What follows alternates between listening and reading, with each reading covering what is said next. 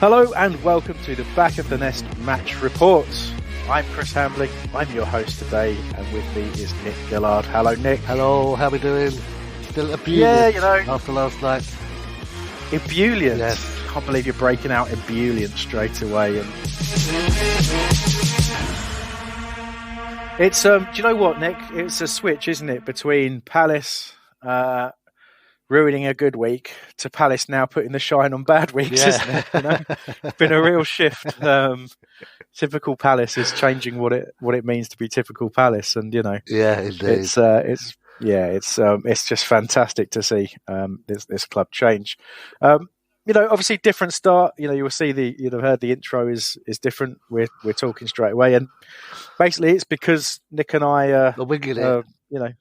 Yeah, we're winging it, and the reason we're doing that is, you know, usually for a Monday night game, we would just leave it to the preview team to review the game and press on, but we can't not do something after that, can we? No. You know, it was we've got to gloat. Yeah, you know, we want to have our go as well, rather than DR exactly right. Time. So, mugging off AFTV yesterday after the game. So well done, DR. I mean, if I was going to say, there's so much to push people in the way of in terms of, you know, first of all, in terms of match reaction, match reports, you know, details and things like that. Check out YouTube anyway, because, you know, Patrick did post-match show, didn't he? And, you know, he and T were doing a fantastic job there. But yeah, if you can seek out anything, well, all the pre-match and post-match stuff that DR did on Arsenal Fan TV as well. You know, DR is who he is, isn't he? He doesn't hold back. Absolutely no shame. He'll tell them how he thinks it is. And he got a bunch of crap for saying that Mark Gay is better than Ben White, and then Ben White proved his point, didn't he? So do check that out. And, I saw it on Back of the Nest retweet. So if you follow Back of the Nest, you'll get most of it on there anyway. Just find it in one place. Absolutely right. So we'll start with, you know, to sort of kick us off in a little way. We've got a few questions in which we'll cover as many of as we can. But one of them was from William Pickering, and he said, "How long have they got?" And the answer to that is about 15 to 20 minutes of actual chat, because we're recording this pretty late on a Tuesday. So to actually get something out to you, we've got to move quickly, really. It's like a free flexi disc, isn't it? A Back of the Net flexi disc, just to fill the gap before the preview squad come in. Am I going to have to Google what a flexi disc is? Probably will. Just leave it. Yeah. Leave it. So, I'll leave it for now. But if you at home know what Nick's talking about, just tweet him. Just let him know that you knew. Make him feel better about things. Don't tweet Back of the Nest, whatever you do. No, exactly. Just Nick. We rest of us don't care. But yeah, there you go. There's a few questions in that I'll tackle up top, actually. Leif Anderson's forehead, one of our faves there. How many times have you rewatched the game? We've won 12-0 now. Is there? So that's 4 times for him. Patrick's had 3 so far. I am midway through second rewatch. Actually, on the screen in front of me now, we're paused as Wilf is trotting back to the edge of the penalty area to run in and strike the penalty. It's 2-0, 72 minutes, 51 seconds, very shortly to be 3-0. That's what I'm doing. When he's running up, can you see his face? How it's frozen, how it's paused. Is he smiling? What? At the moment, as he's walking away, so Ramsdale is out chatting at him. You've got, I think Ben White, chatting to the ref in the box, and Wilf's he's just kind of zoned. He's very casual, just little trot. You've got James MacArthur in the bottom of the screen, sort of weird gesture. But Wilf is just, he's not paying any attention to anything. There was a lot of smiling last night, not just from Wilf, but Wilf did a lot of smiling and had his best game for a long time. That's vintage Wilf, wasn't it? Yeah, I think we'll certainly have a chat about that. In terms of Wilfried Zaha performances, you talk about the smiling. It was really caught well on TV, actually. He was giving Cedric such a hard time. And at one point, he just burst out laughing as Cedric had about 4 or 5 different pops at him and eventually kicked the ball out of play. And Wilf was just standing in front of the Arthur, just chuckling away to himself, hands on hips, and just looking, like he's just having the best time ever. And when you see Wilfried Zaha having the best time ever in a Palace shirt, things are going to go really, really well. Nick, you've hopefully seen at least some of, if not all of, the article in the Athletic talking about Zaha in particular and the way he's enjoying his football and the backing he's given to Patrick Vieira. I will make that my morning routine read tomorrow. Oh yeah, go for it. Yeah, because it's a fantastic piece. I won't steal their thunder. They're a paid service, so I'll invite people to, if they can and are willing to do so, to check that out themselves. But generally speaking, there's some insight in there talking about communication on Palace internal WhatsApp groups and how Zaha was picking out how fortunate he believes this Palace squad are to be being guided in the Premier League and in the Cup by Patrick Vieira. So when you have a team that is believing that much in the manager, that's when you get the kind of confident performances that you saw in the 3-0 victory against Arsenal. And as we say, none more so than Zaha. One of the things that those who have been critical of him say, Nick, is that he doesn't. It's not running at people the same way that he is, and he's not beating players the same way as he used to.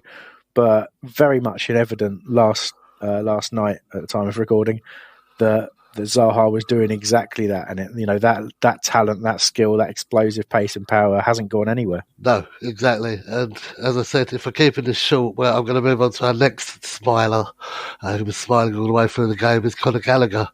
And somebody's asked about who we fill him in for the semi-final with. I think we'll deal with that nearer the time, because we'll get a chance to see other players, hopefully. But my initial answer would be Eze. Again, all over the pitch, didn't actually score, but played with a smile on his face. They all played with smiles on their faces. And you mentioned confidence. What a difference that makes. It really does. But and the fact you say that they are in awe of Patrick Vieira, that speaks volumes. They want to be there. And when you want to be at your job and you enjoy any job, you do your job better. Well, that's it. It ceases to become a job, doesn't it? Yeah. When you're doing something that you love doing. It's they say enjoy what you do, enjoy your job, and you'll never work a day in your life. That's the phrase, isn't it? And I don't know. I've never heard that. Is that no. you? Yeah, I'll claim that quote. Shall I? Yeah. I don't think it is mine, but I mean, there's so much to kind of digest in there. Talking specifically about Gallagher, it's we say it every week, even when he has. You can't even say he has off games. He has games where he's just good, as opposed to exceptional. And even and in those games, he works harder than probably anybody else on the pitch. So everything just drifts back. As someone said the other day that when you think about it, it's just a fact that Gallagher has 3 more matches in a Palace shirt at Selhurst Park. Oh, don't say things like that. I want to be ebullient. Yeah, sorry, I don't want to, but so I mean, first and foremost, let's enjoy him as much as we possibly can, because it's fantastic to see. And look, if we're ever going to be in a position where Conor Gallagher is going to remain a Palace player, it's going to be through this team achieving something this season, that is pretty special. And we're already in the process of doing that right now. In the top half, a fantastic run of form. We're beating very good teams, and we're not nicking a result here and there. We're not having a one good day here and there that we've witnessed over the last few years. We're going out and outplaying teams, and we're getting better and better and better with each performance. Going back, further back than we've had 7 goals in 2 games. Who did we play before Everton? We played Wolves before Everton, didn't we? We've drawn 0-0 with Man City. Yeah. Arsenal.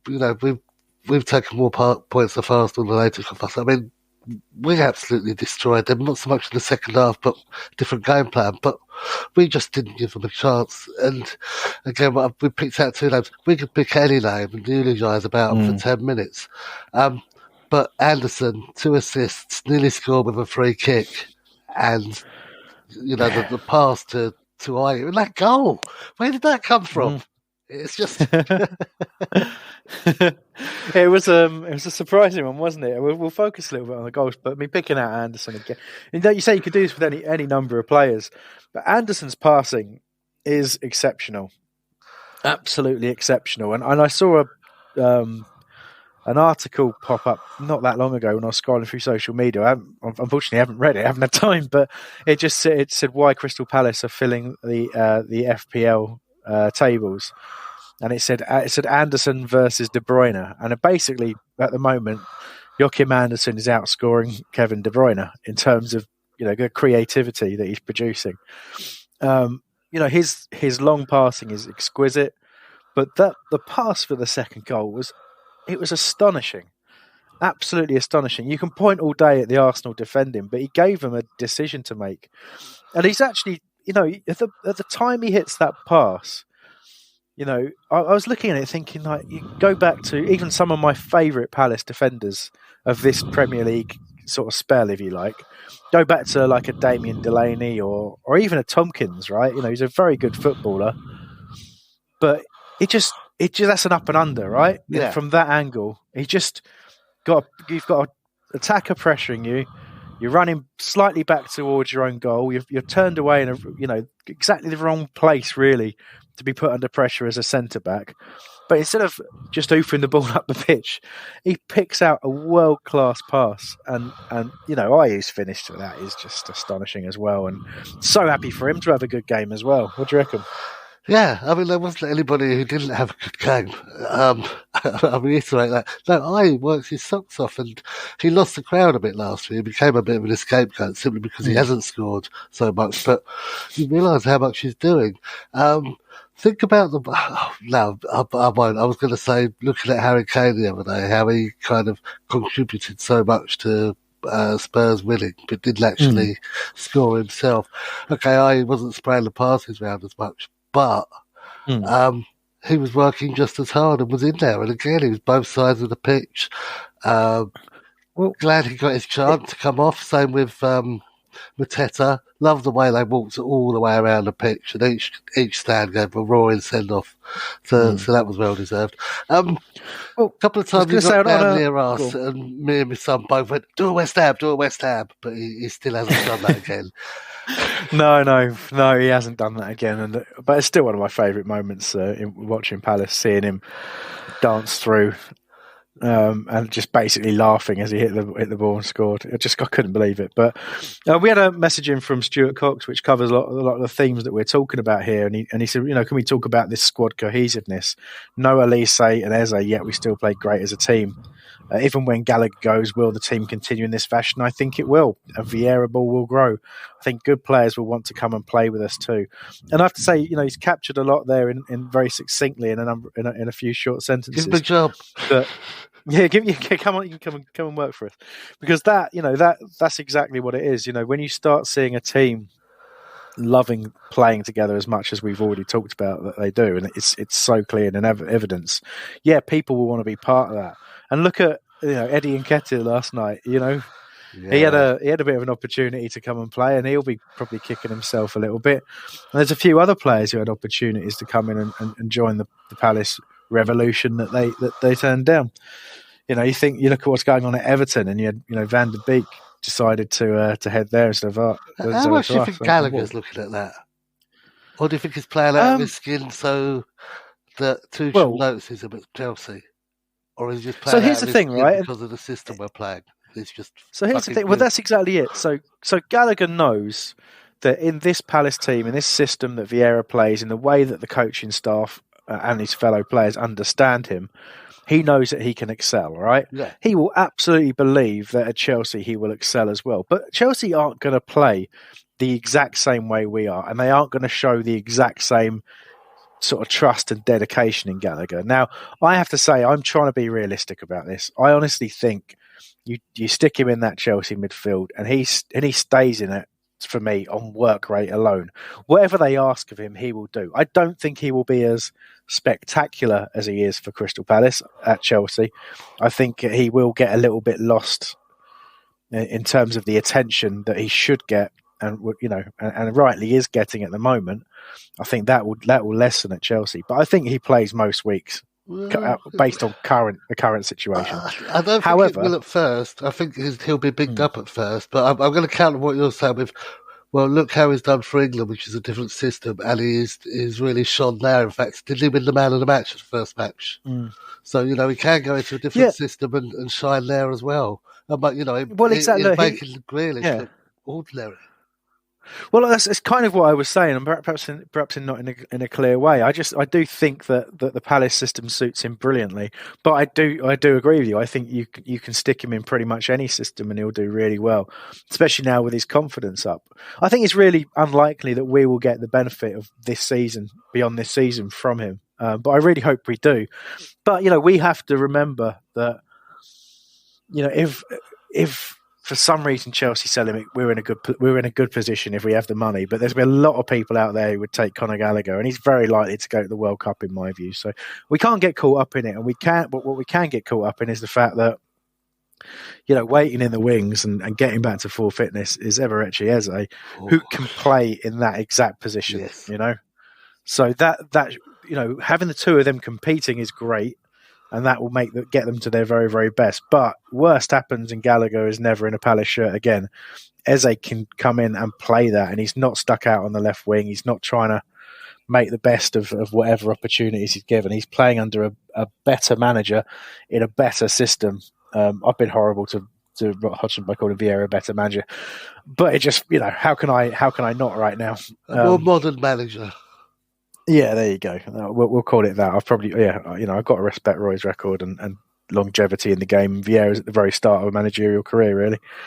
Well, albeit I think he's done 10 years. But, anyway, point being, I think Eze gets a chance next year to be even better than he was at his best the season before. So, we got a lot to be thinking about in terms of positivity there. The Gallagher, let's enjoy him for the rest of the season because it's been absolutely fantastic. Another factor is going to be, I think, the whole Blitzer and Harris thing, whether they go, whether Textor comes in and injects some money, because it doesn't sound like the American couple are going to be investing anytime soon if they're looking for clubs elsewhere. So, if they can hop off and we get the money in, it might bode even better because we can afford a bit more. Who knows? Well, that's it, yeah. And, who knows what the future holds. We have to be mindful. You think about Mark Gay and Tyreek Mitchell now being England internationals and what that might bring. We do have to have in the back of our minds that someone might pop in and try and do a Wan-Bissaka type bid for Mitchell. Yeah, that kind of stuff. Being too miserable, Dave. I know Eskim's mate, miserable Dave. Yeah. Some of us of a certain vintage will remember the team of the 80s that were this kind of exciting. They just got promoted, so they've been playing together a while and all through the youth, and they were absolutely brilliant. And then suddenly a manager comes in or a manager leaves and takes half the team with him, and you're left with the lowest crowds ever and Alan Mullery as your manager. So Palace fans have always got that in the back of their minds. So just in case things do go awry. We've seen it before. No, exactly. So, but look, you think about that, but then you start thinking about. I know our 23s had a pretty poor performance at the weekend against Leeds, but that's the first one in a long while. But you think about how our the academy investment, how our youth system's going. You think about there is something of a production line of talent coming through now. Which we've had a decent number come through, and it's always been the Palace way, but it's looking really good now. So, we can rebuild and we can replace players. I think the most important thing is, if somebody does get their head turned or anything like that, it's acting quickly, and it does take us into a different discussion, which is something that Michael Casata said when he contacted us, and he said, "Let's talk about Dougie and how we're winning Moneyball style." And there is a bit of that, the Moneyball system. We haven't got time to talk about it too much if people don't know what it is, but I don't know how closely we're following that now. It was certainly something we looked at really, really closely, but the system of identifying a certain type, a certain personality, a certain opportunity, if you like, certain types of players in certain types of positions, players basically unfulfilled potential, that kind of stuff.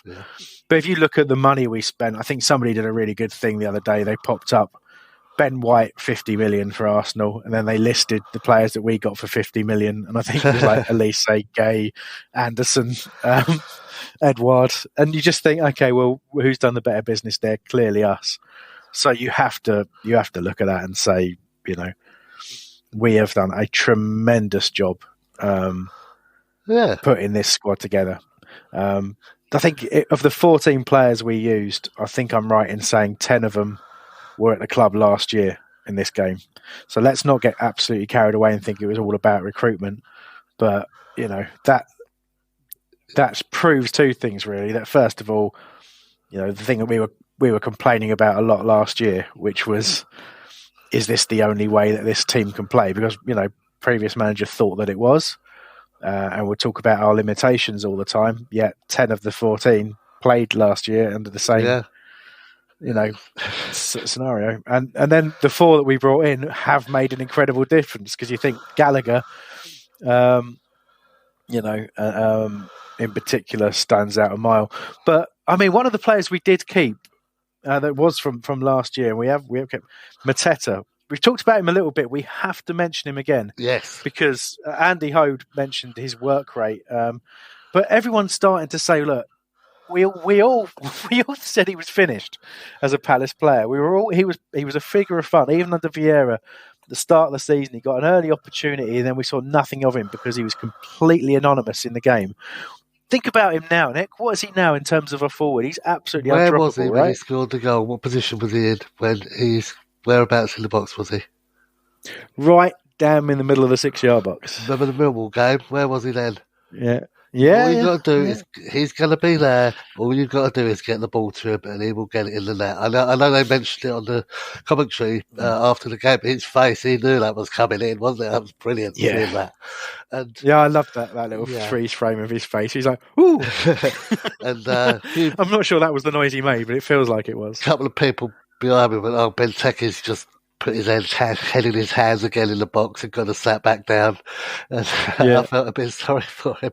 But no, it was brilliant. And again, it's belief, it's self-confidence, and it's playing to the system. And a lot of it, as you said, you mentioned Dougie in our recruitment. And do you think there are still people about that hold a grudge against Dougie, or is he repented enough?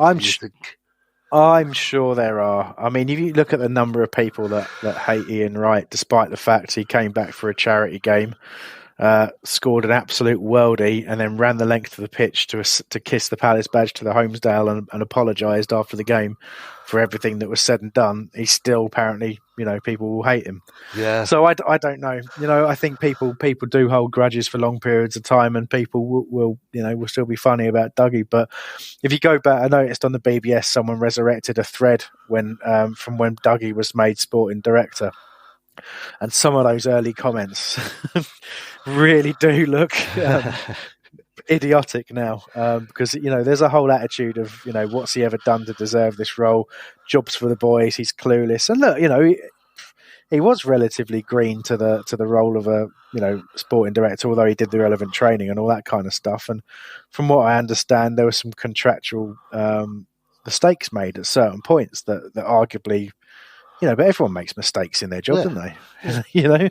So I think when you look at his ability to bring players in that not only improve the squad and the first team, but really add value to Palace as a club. Well, he's got an eye, hasn't he, for players? Look at the players. He really has. Yeah, he really has. It's incredible.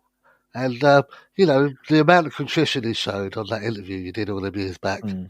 All them years back, there was genuine contrition there, and I think Yeah, well, I like to think without any evidence at all. I like to think your inimitable interviewing style that helped him open up so much. There is that, and there's always my amazing interview style. But I like to think that interview, that open and frank discussion, was the way back for him at Palace, and it ultimately led to this position that he's in as sporting director. So if it's all right with you, Nick, I'm going to take full credit for Palace's success right now.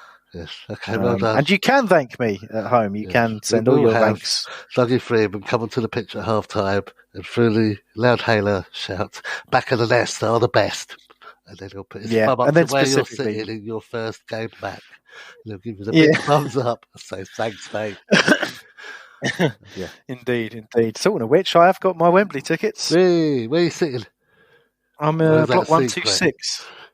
No, block 126. Yeah. Anyone can come say hi.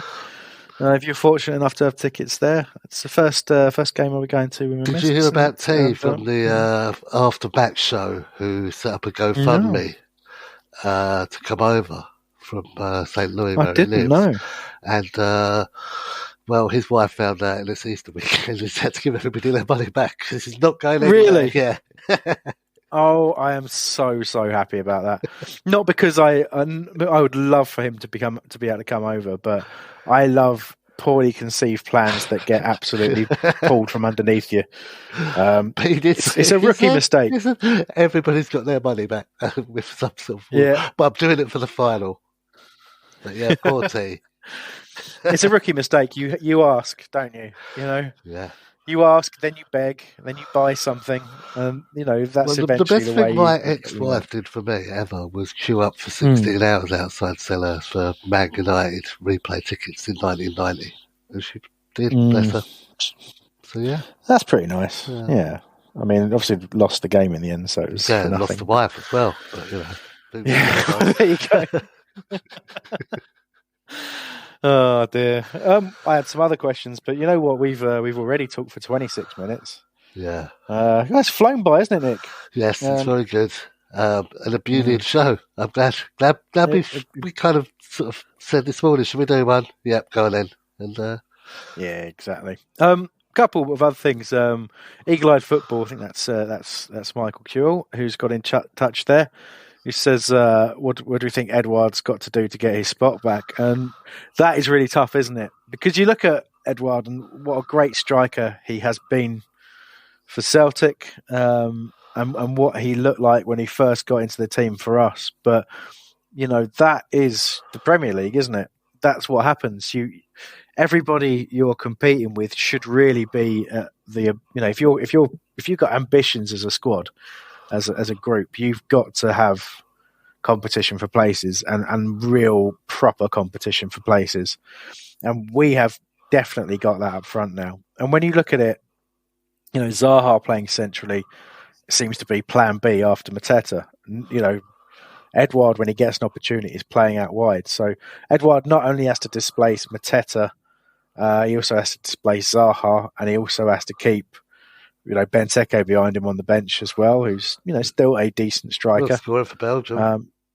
Yeah, exactly. So it's a really tough ask for him. So what he has to do basically is be patient and work really, really hard. And I think no matter how good you are, I think that transition from the Scottish Premier League to the English Premier League, it will take time, particularly as a forward. He's got to get used to the pace and power that's needed to play.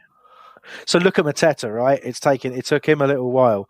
You look at him now, what he did against Arsenal is he absolutely bullied the hell out of that defence, didn't he? You think about when he first started playing in a Palace shirt, he got the amazing goal against Brighton, and I did feel he didn't get quite as enough of an opportunity early days. But when he did get his opportunities, we were kind of almost laughing at him for the fact the ball would bounce off him, wouldn't it? You'd want him to hold the ball up, but it'd just bounce off whichever limb he stuck towards the ball. So the timing was off, the pace was off. It was really, really difficult for him to get into games and make meaningful contributions. Now he looks like, Zlatan Ibrahimovic. Well, the way he's playing, that's going to be the coach, isn't it? Because they're going to know what he's like.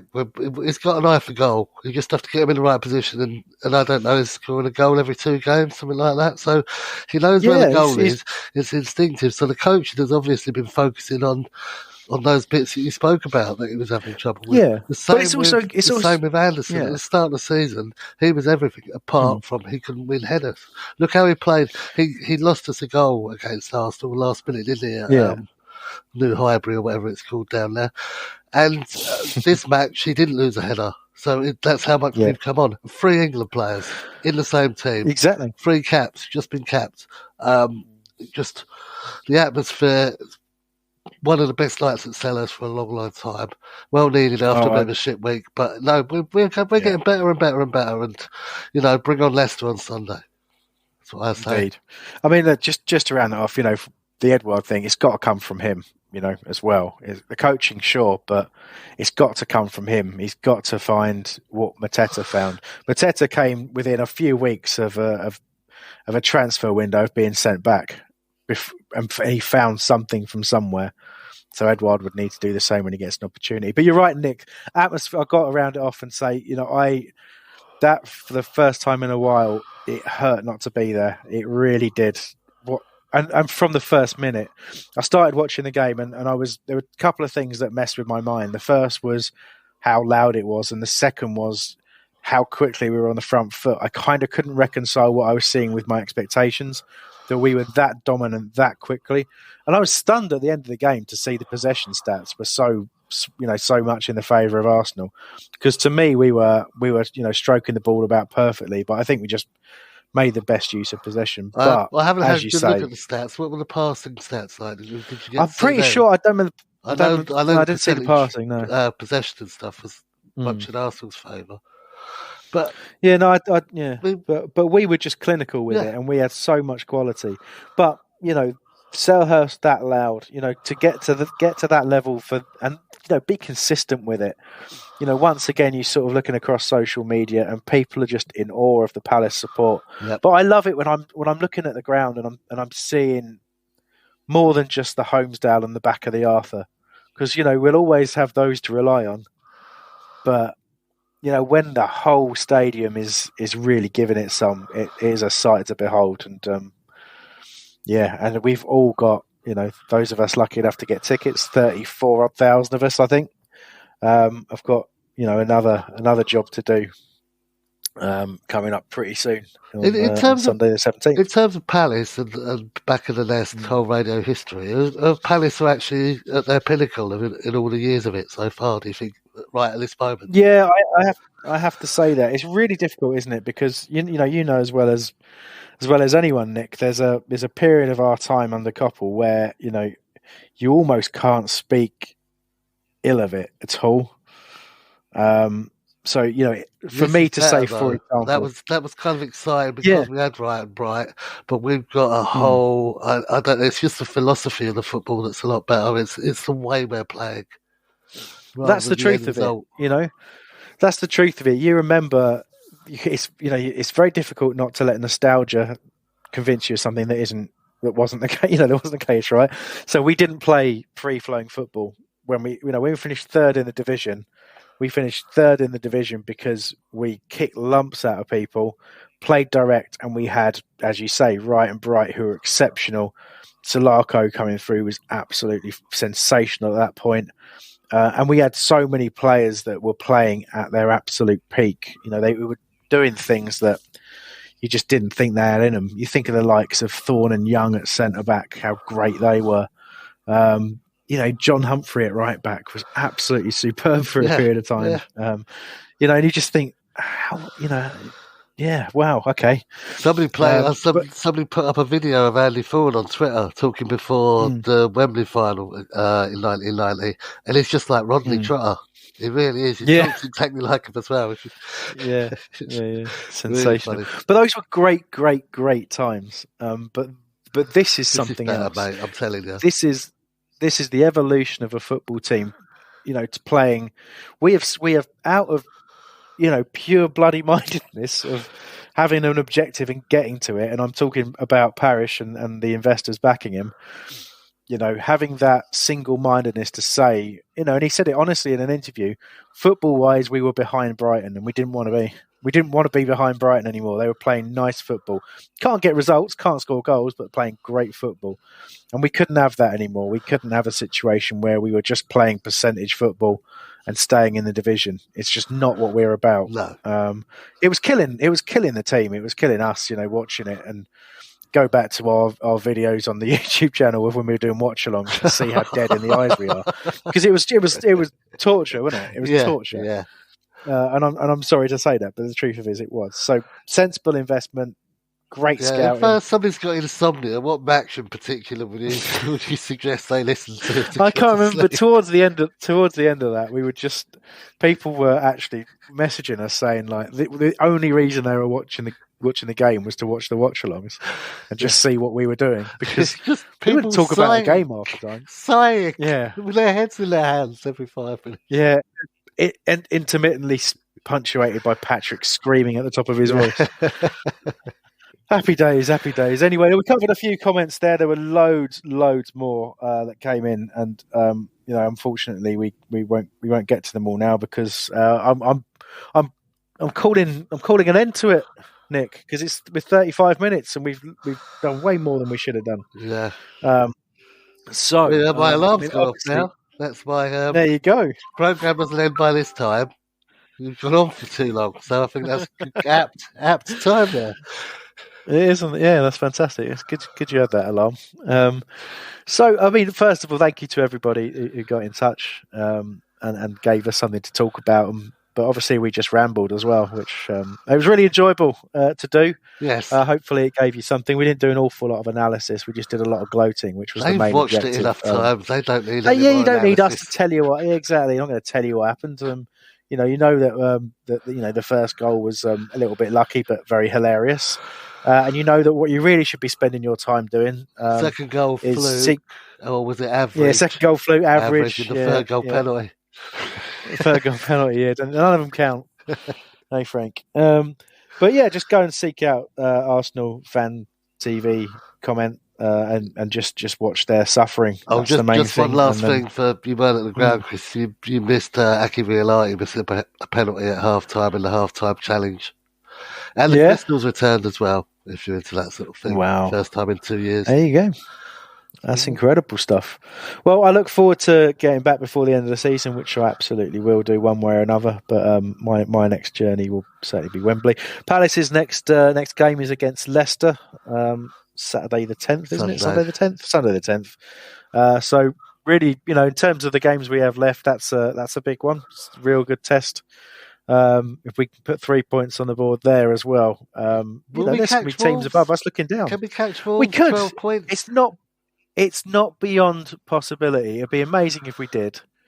But when you look at our running, Nick, there's nothing to be afraid of there, is there? We've discussed this last time we spoke, and we both genuinely feel that it's ripe for the picking this last European spot, don't we?